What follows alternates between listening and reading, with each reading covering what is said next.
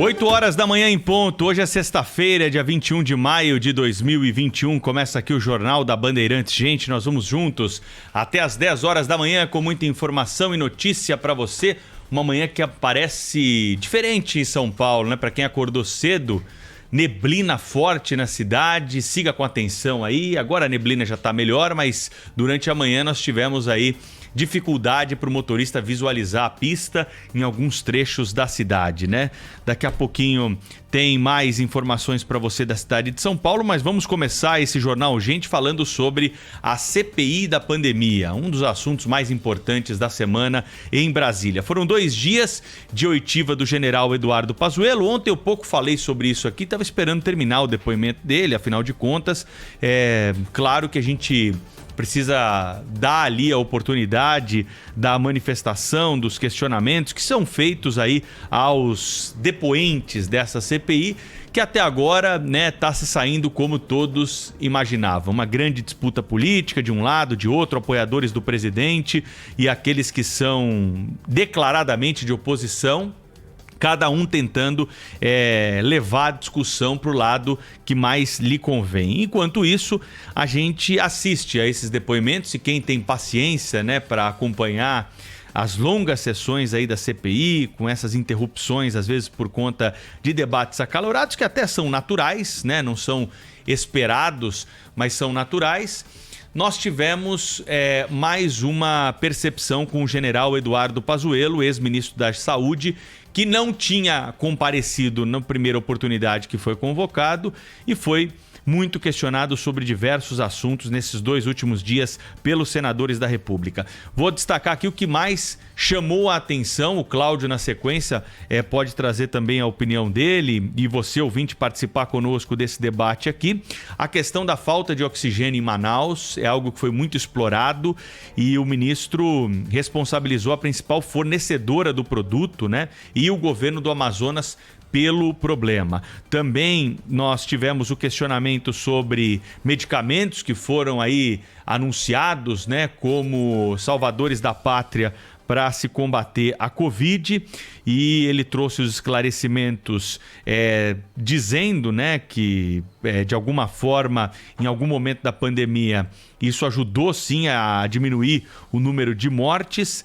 Teve a questão do sistema que, segundo o general Pazuello, foi hackeado e os senadores confrontaram, né, a versão dos números apresentados pelo Ministério da Saúde, essa alegação que foi trazida pelo ex-ministro. E vacina, atraso na compra de vacina, o momento da assinatura dos contratos, divergências jurídicas que aconteceram, segundo o general Pazuello. Para alguns que estão acompanhando há tempo essa CPI, o general Eduardo Pazuello, ele carece de certa credibilidade nas suas palavras, né?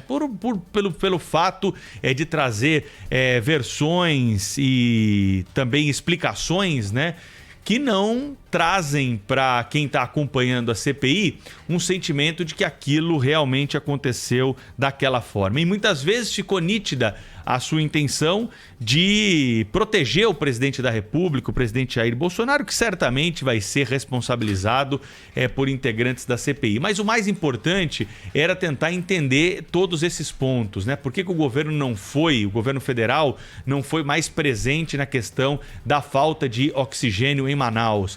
Era necessária uma intervenção federal?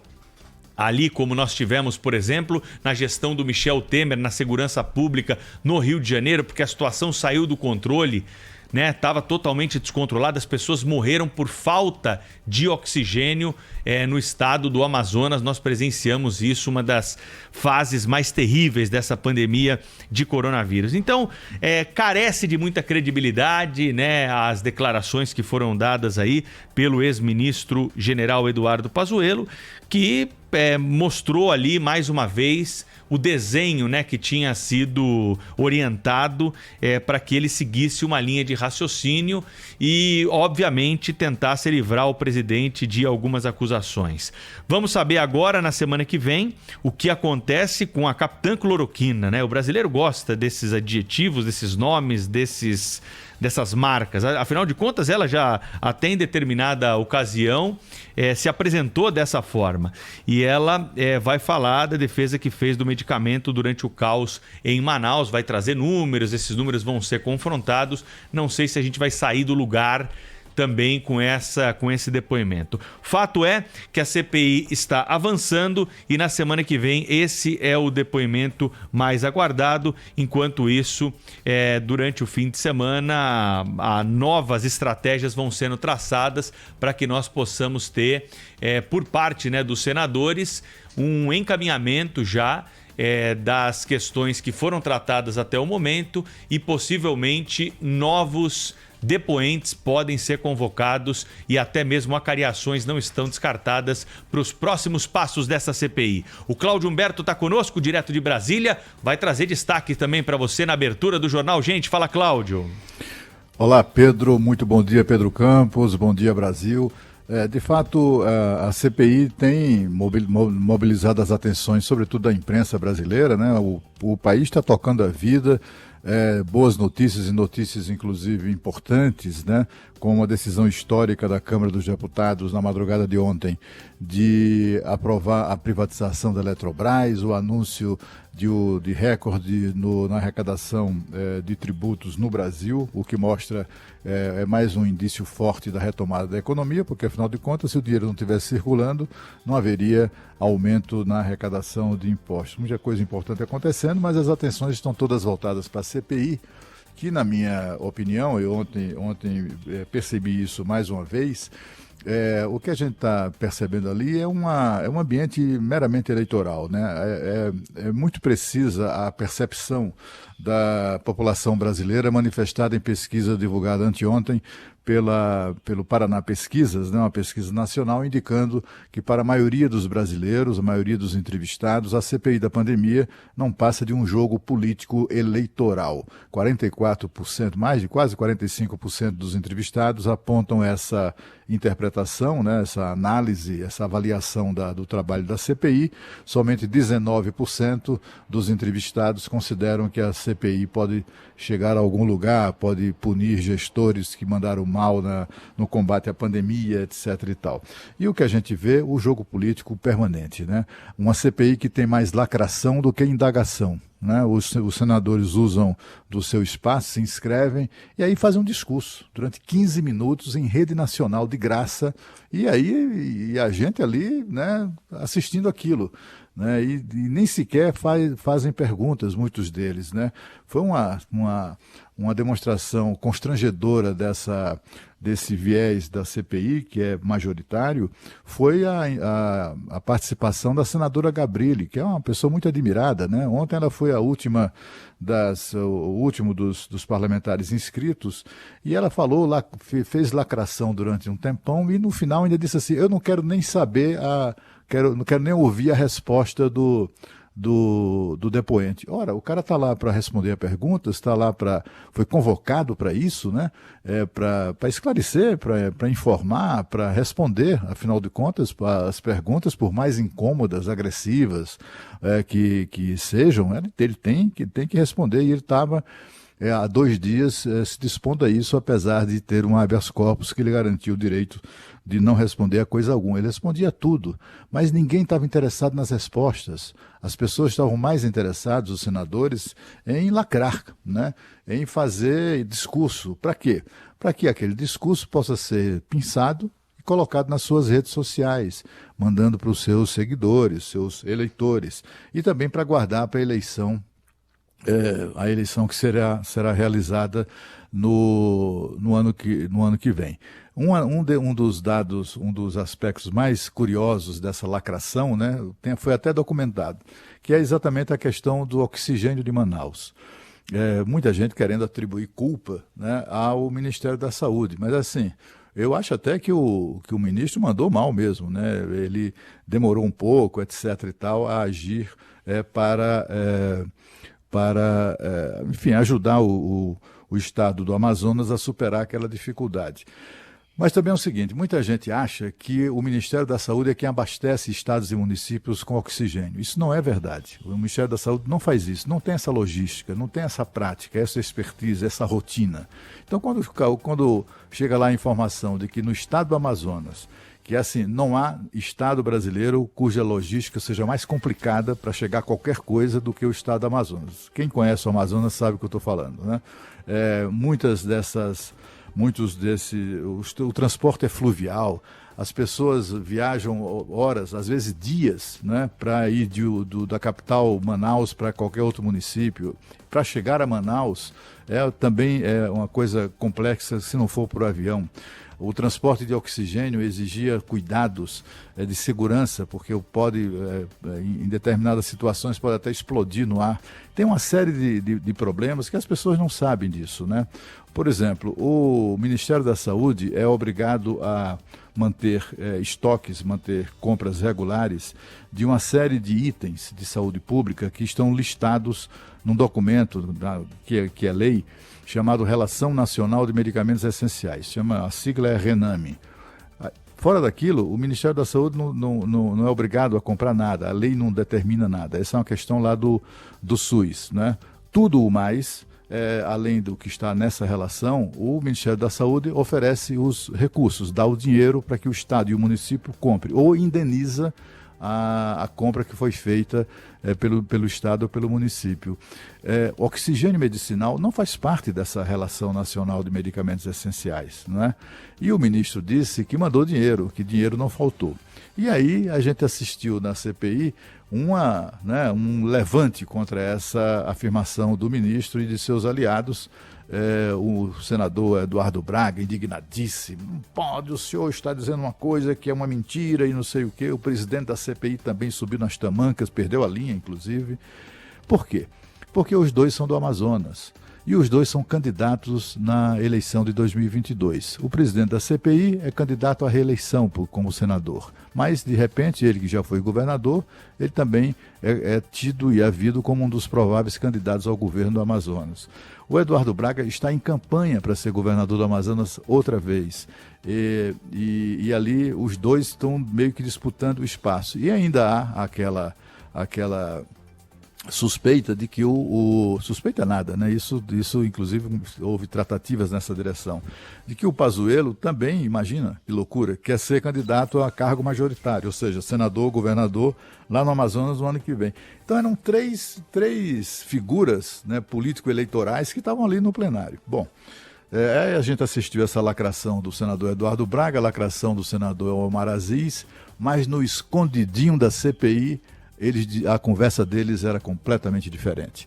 Temos aí um vídeo que foi feito com telefone celular no momento em que encerrou a sessão da CPI e as câmeras da TV Senado foram desligadas e as emissoras de TV então pararam de transmitir o que se passava na sala da CPI, porque havia começado a sessão plenária e quando acontece isso, suspende os trabalhos da CPI. E aí nós temos esse vídeo aí, que mostra ainda um tanto quanto exaltado, o senador Eduardo Braga, aquele que disse que era mentira, que não tinha dinheiro, que não houve nada, que o ministro ou o ministério deixou os amazonenses morrendo à míngua e tal. Eu queria convidar os nossos ouvintes que nos acompanham pelo YouTube para observar esse vídeo, quem nos acompanha por rádio apenas para prestar atenção no que diz o senador Eduardo Braga. Competência para salvar a vida, não faltou dinheiro não, quando tem dinheiro do governador do estado, do prefeito de Manaus, da saúde pública, do ministro. Ele falou. Eu falei. Falou tudo isso. Falei. Se acalme, se você não Pai Nosso. Se você não melhorar. Bom, a gente viu aí o senador Eduardo Braga dizendo com todas as letras que não faltou dinheiro para o Amazonas. O que faltou foi competência do governador e do prefeito. A gente assiste também aí uma situação até um tanto quanto constrangedora para a seriedade da situação, que é o senador Eduardo Costa, aquele que pretende estabelecer um muro entre o México e o Brasil falando, convidando todos para rezar Pai Nosso que estás no céu e coisa do gênero. É isso aí. O que a gente vê na CPI é muita hipocrisia e pouca apuração, né? Muita lacração e nenhuma ou poucas indagações, né? E a gente também assistiu ontem uma dessas demonstrações de hipocrisia da classe política brasileira, que foi a exibição de um vídeo de abril do ano passado, mostrando próceres aí, políticos de oposição, governadores sobretudo, defendendo o uso da cloroquina. O governador de São Paulo se orgulhando, por exemplo, do fato de que o doutor Davi Uípe, da sua equipe, foi quem sugeriu ao então ministro da Saúde a adoção da cloroquina. Aparece o governador de Alagoas, que é filho do relator da CPI da cloroquina, defendendo, aliás, até anunciando a adoção ou a oferta de cloroquina na rede pública de saúde de Alagoas. A gente tem aí o governador do Piauí, o governador Wellington Dias, que é do Partido dos Trabalhadores, e hoje coordenador do Fórum de Governadores, também defendendo, anunciando a adoção da cloroquina. Temos Helder Barbalho, do MDB, que é governador do Pará, anunciando a compra de 600 e tantas mil unidades de cloroquina. O vídeo mostra o falante governador do Maranhão, Flávio Dino, também defendendo o uso da cloroquina e anunciando que ela seria adotada. Aparece o secretário de Saúde da Bahia, governo petista da Bahia, também anunciando a cloroquina. Então, assim, o que a gente vê na CPI é o retrato preciso da classe política brasileira. Eles não conseguem levar a sério muita coisa. A única coisa na qual eles pensam é a próxima eleição. Esse vídeo é o vídeo do ano passado, né, Cláudio? Deve ter uma confusão lá na hora na CPI, né? Porque o senador Marcos Rogério... Abril do ano passado, mas... Começo da pandemia. Mas as coisas mudaram de lá para cá, né? Bom... Né? É exatamente isso que eu estou dizendo. Mudaram até politicamente de forma oportunista. Mas assim, até parece, o noticiário faz parecer que quem está do outro lado foi quem inventou a cloroquina. Que, aliás, cloroquina não é nem remédio, é veneno ou coisas do gênero. Quando, na verdade, são pessoas que defendiam a cloroquina, pessoas que compraram, investiram na compra de cloroquina. Gestores públicos. O fato de o vídeo ter sido de abril do ano passado não muda nada. Absolutamente muda sim, nada. Como não? Muda, a coisa mudou. Eles deixaram de investir em cloroquina para investir em vacina e não ficar criticando a vacina chinesa que não seria comprada, como o presidente da República faz até hoje, né? Mas Pedro, vacina, né? O papo não é vacina. Estou falando de cloroquina. Eles defendiam a cloroquina. Ponto final. Isso, no passado, defendiam, isso. Né? Aí defendiam. Aí a comunidade científica viu que a cloroquina não é para ser usada em todos os casos. Mas por que eles não veem a comunidade científica? Por que esses governadores não vêm a público e fazem meia-culpa? Não fizeram. Fingem que não defendiam a cloroquina. Fingem que não adotaram a cloroquina no protocolo de atendimento e tratamento da Covid-19.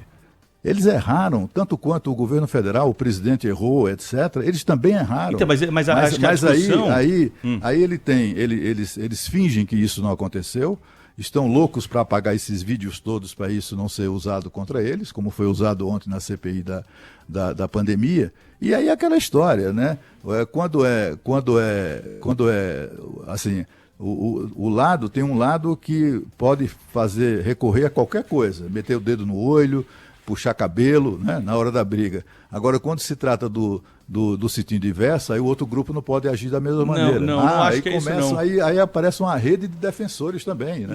A gente assistiu ontem uma coisa impressionante, né? Como de justificativas as mais engraçadas possíveis para o comportamento daqueles políticos enfim, quando defendiam publicamente a cloroquina. O fato é que aquilo é apenas mais um flagrante da hipocrisia política brasileira. Mas tem um critério temporal que é importante, Cláudio, acho que a ser ressaltado aqui nessa discussão, porque o presidente da República, apesar de não ser médico, continua recomendando a cloroquina. né? E esse vídeo era do momento em que nós tínhamos poucas informações, não existia discussão sobre vacina e era uma possibilidade que estava sendo aventada de se utilizar esse medicamento, né, para aqueles que eram infectados com a doença. A partir do momento que você tem avanço da ciência e você vê que ela não serve para todos os casos, e aqui eu não estou rejeitando, porque eu não sou médico também, a cloroquina. Acredito que, como disse o general Pazuello ontem,